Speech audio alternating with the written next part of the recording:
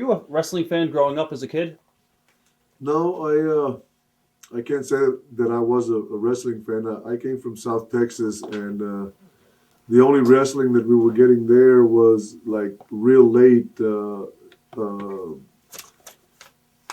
San Antonio wrestling. You know, Joe Blanchard was running Southwest Championship Wrestling, and I never stayed that late. You know, to watch wrestling. I can't say that I was a wrestling fan. But I guess throughout high school you had a pretty good background in sports. You played football and stuff, and then later on you went off to college and played football as well. I guess you met Tully Blanchard at some point in college, right? Yeah, Tully Blanchard and I were playing football together at West Texas State University. He was the quarterback, and I was a tight end, and we met. He transferred from SMU, and we did become friends. I mean, we were also playing at the same time with the Million Dollar Man, Ted DiBiase was also on the same team. Right. Did Tully talk to you about what his father did for a living and stuff like that? Yeah, Joe Blanchard used to come to some of the games, and they started talking to me about becoming a professional wrestler, probably towards the end of my junior year. Right. And at the time I wasn't interested because I was really into football, and I thought that I was going to play professional football. And once I went and played 1 year and came back, I told him that I told Joe Blanchard, I said, I'm going to play one more year, and then I want to start training to become a professional wrestler. Now, did you have any amateur background in wrestling throughout high school or anything? Nothing at all? Okay. The only thing I had to offer was I was an athlete. Huh. What was Tully Blanchard like in college? Oh, Tully Blanchard was Tully Blanchard. I don't know how how much you know Tully Blanchard or not.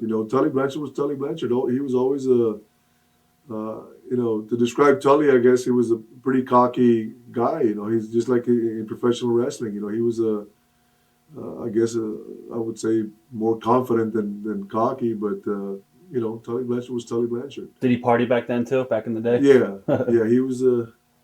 He knew how to party.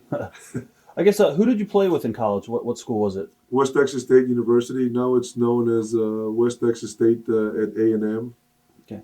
Any good recruiting stories at all for yourself? Well, I mean, I when I was recruiting other athletes, I always made sure that we all had a good time. Right.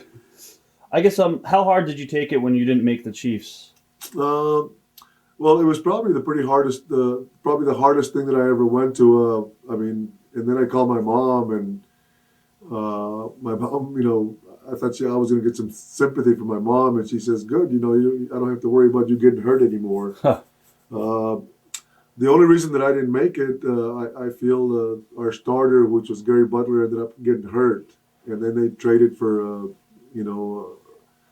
the number one draft pick from the Pittsburgh Steelers, and then they traded Billy Masters because the head coach told me that I didn't want, and he didn't want to go with my inexperience, and something that I've never told a lot of people. Before I went to training camp, I injured my Achilles tendon, and I didn't run for 3 weeks. I got cortisone shots on my ankle, and I never even told the coaches because I was afraid of getting cut before I even got going. Right. So I didn't turn in a very good 40 on my 40 time, and I never thought that they was going to come back and bite me. And the head coach told me that my speed also handicapped me. And I should have told him once I got better, but because I was there for 10 weeks. After about the 4th week, I was pretty healthy again. I could have ran because I was a consistent 4.7.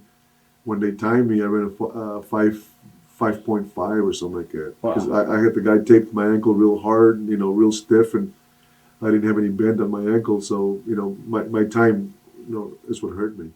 But you had a backup plan. Basically, you would get into the sport of pro wrestling with. Well, from there I went to the BC Lions. I went back to college instead of going home. I told the coach, I said, I want to keep playing. So he got me to Vancouver. He got me a tryout for the BC Lions, and I was there the rest of the year. Then I went and I played the following year, and then I was going to start only.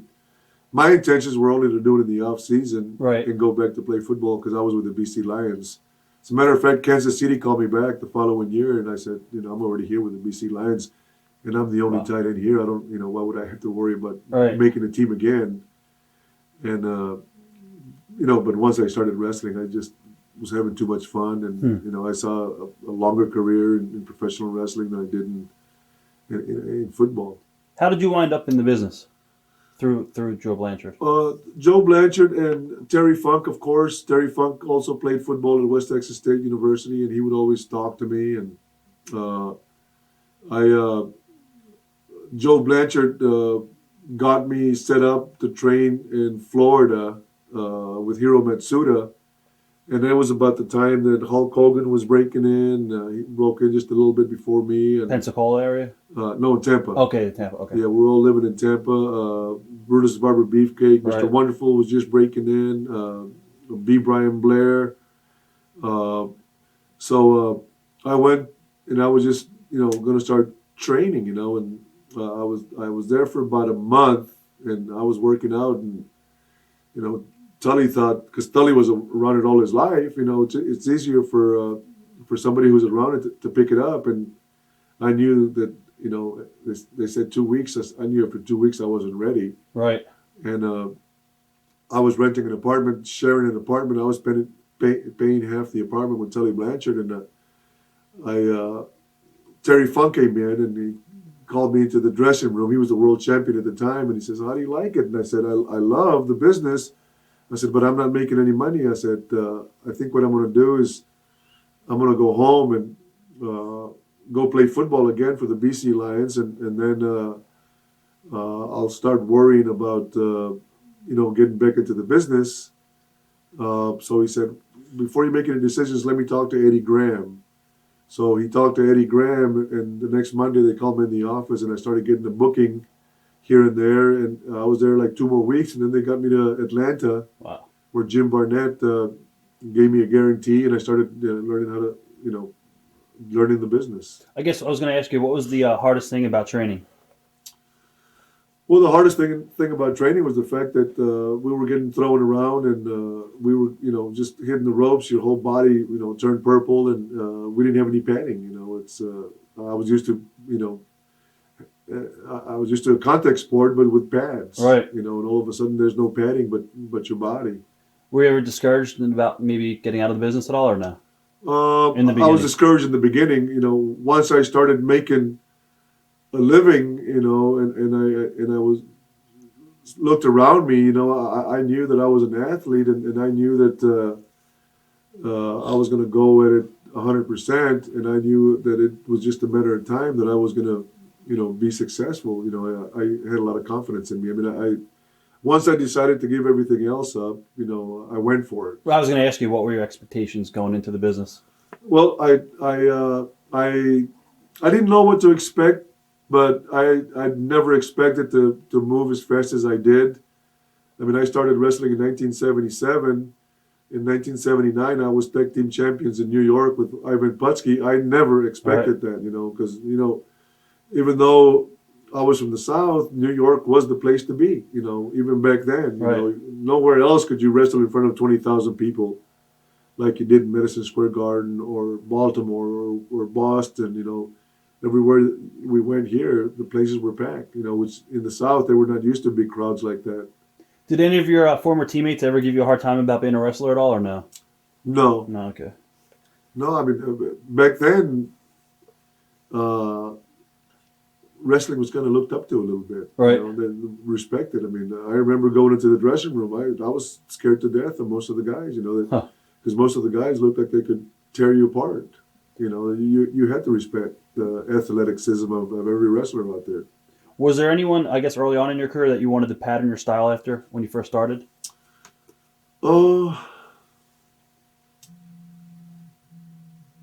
Probably Jack Briscoe more than anybody else. The Briscoes when I was in Florida. Jack was not the champion anymore, but he was teamed up with his brother, and they were the tag team champions there. And I liked his style, and a lot of people used to tell me that I kind of looked a little bit like Jack Briscoe, and Right. of anything, I just him more than anybody else. But I would just take a little bit from here and a little bit from there, and I kind of I studied a lot of the wrestlers, and I knew my capabilities, and it all went together. I was so lucky that I was wrestling with great guys in the ring every night. Watch thousands of exclusive shoot interviews right now on TitleMatchNetwork.com.